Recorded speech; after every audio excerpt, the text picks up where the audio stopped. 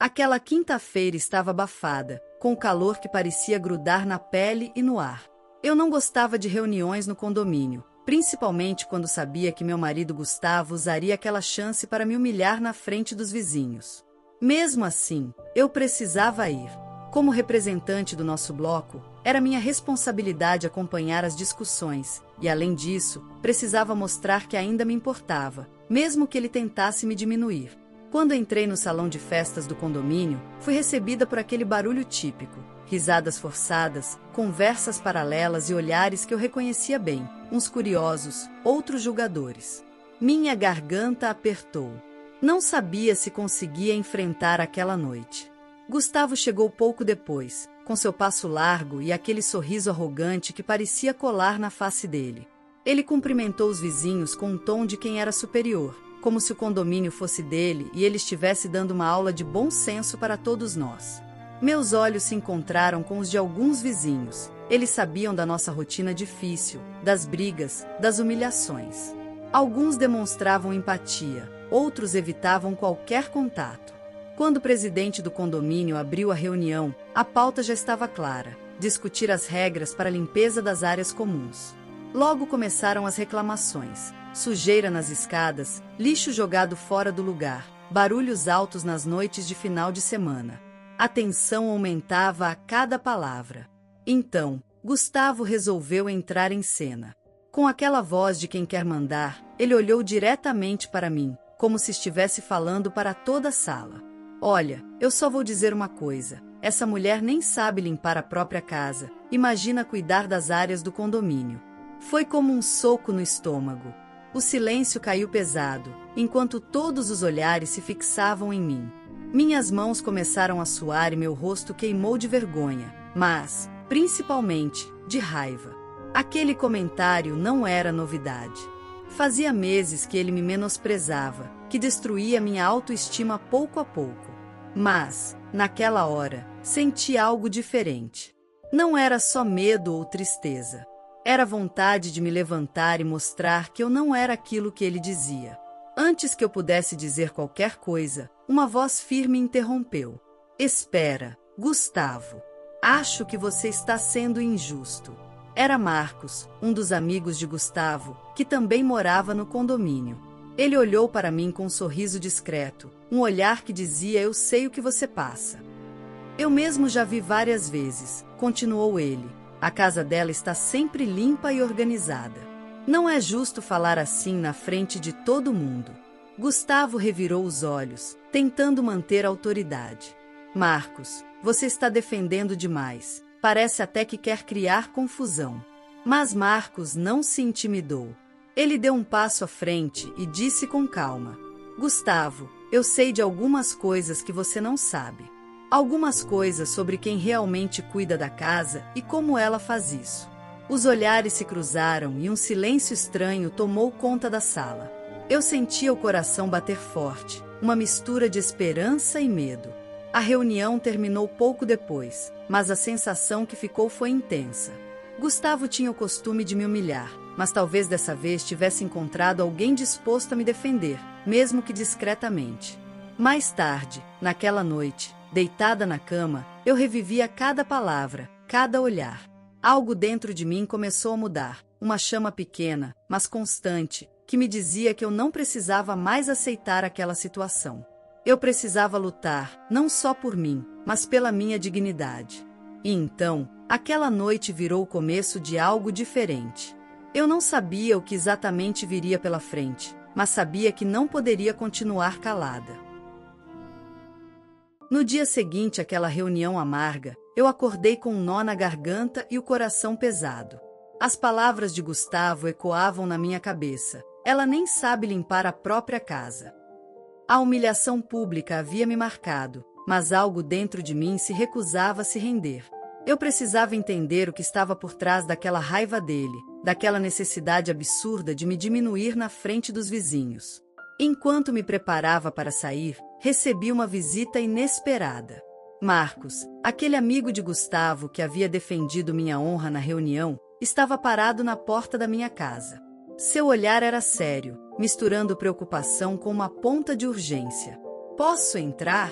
Perguntou, meio hesitante, como se soubesse que o que tinha para me contar poderia abalar mais ainda o que eu já sentia. Eu o convidei para entrar, curiosa e apreensiva ao mesmo tempo. Marcos não era exatamente um amigo íntimo, mas naquele momento, parecia ser a única pessoa que poderia me ajudar a enxergar a verdade além das mentiras de Gustavo. Sentados na sala, ele tomou fôlego e começou a falar com cuidado. Eu não podia ficar calado depois do que aconteceu ontem. Não só porque você merece respeito, mas porque, bem, eu sei algumas coisas que talvez você não saiba. Coisas que envolvem Gustavo, e que talvez expliquem muito do que ele tem feito. Meu corpo estremeceu. Será que ele realmente sabia algo? Ou estava apenas tentando me dar apoio? O que exatamente você sabe? Perguntei, tentando controlar a ansiedade que ameaçava me dominar. Marcos olhou para mim com seriedade. Gustavo tem problemas financeiros sérios, Lucas. Dívidas que ele não quer que ninguém saiba. Ele está afundado em empréstimos e até mesmo alguns problemas com bancos e credores. Ele vive uma vida dupla para tentar esconder isso, disse ele, baixando a voz, como se tivesse medo de ser ouvido. Aquilo começou a fazer sentido para mim. Os constantes apelidos, o medo dele falar sobre dinheiro, as discussões que sempre giravam em torno das minhas contas ou da falta de estabilidade. Mas não é só isso, Marcos continuou. Ele também tem um lado controlador, que vem crescendo cada vez mais. Ele quer que você seja perfeita, que sua casa esteja impecável, que você não tenha qualquer falha. E quando não está, ele desconta em você de forma cruel. Eu me senti sufocada, mas ao mesmo tempo aliviada por finalmente ouvir uma confirmação de que eu não estava louca. Ele está desesperado, Marcos concluiu. E, para piorar, ele usa essa humilhação pública para tentar manter uma imagem forte, de homem que controla tudo. Eu escutei tudo em silêncio, assimilando cada palavra. A raiva misturava-se com tristeza e um desejo enorme de mudar aquele cenário. Nos dias seguintes, comecei a observar Gustavo com mais atenção. Ele mal dormia, estava nervoso o tempo todo. As ligações escondidas no celular, as saídas misteriosas. Tudo indicava que Marcos estava certo. Decidi que precisava buscar ajuda para mim. Marquei uma consulta com a psicóloga do bairro, uma mulher paciente que me ajudou a enxergar que eu não era culpada por nada daquilo. Que não precisava aceitar um casamento baseado em humilhação e controle. Com o apoio dela, minha força começou a crescer. Eu já não estava sozinha. Marcos aparecia mais vezes, com um sorriso discreto, oferecendo ajuda quando eu precisava. Mas havia algo que eu ainda não sabia, algo muito maior, um segredo que Gustavo escondia e que, quando revelado, mudaria tudo o que eu acreditava sobre ele, sobre nós e sobre o futuro da nossa família. Eu só não sabia ainda que essa verdade estava muito mais próxima do que eu imaginava. E que alguém naquele condomínio, mais do que Marcos, sabia de tudo e esperava o momento certo para agir. Os dias que se seguiram à conversa com Marcos foram intensos e confusos. Eu não conseguia dormir direito, meu coração disparava a cada lembrança daquela reunião, e a humilhação pública que Gustavo me causará ainda queimava dentro de mim. Mais do que isso, eu sentia um nó apertado no peito por tudo que descobrira sobre os remédios. A possibilidade de ter sido envenenada para perder meu bebê parecia absurda demais para ser real. À noite, sentada na varanda, observando o céu estrelado, tentei me organizar mentalmente. Precisava agir com cautela, mas também com urgência. O medo do que poderia acontecer me paralisava, mas a vontade de proteger meu filho e a mim mesma era maior que qualquer dúvida. Foi quando decidi que não podia mais ficar passiva. Na manhã seguinte, logo cedo, comecei a vasculhar os lugares onde Gustavo costumava guardar as coisas em casa. A gaveta do escritório, a caixa de remédios no banheiro, até o pequeno armário da cozinha. Todos foram revirados com cuidado, tentando não chamar a atenção dele. Depois de quase 1 hora de busca, encontrei uma caixa pequena, escondida atrás de livros na estante da sala. Dentro, havia diversos frascos, alguns com etiquetas apagadas, outros com nomes que eu não reconhecia. Peguei o frasco que tinha rótulo arrancado, que me pareceu suspeito. Minha cabeça girava, e a dúvida insistia. Será que ele faria isso? Seria capaz de uma maldade tão grande? Decidida, peguei o frasco e levei até a farmácia do bairro. Expliquei a situação, pedindo discrição e ajuda para identificar o conteúdo. A farmacêutica examinou com cuidado, quase com um olhar de tristeza.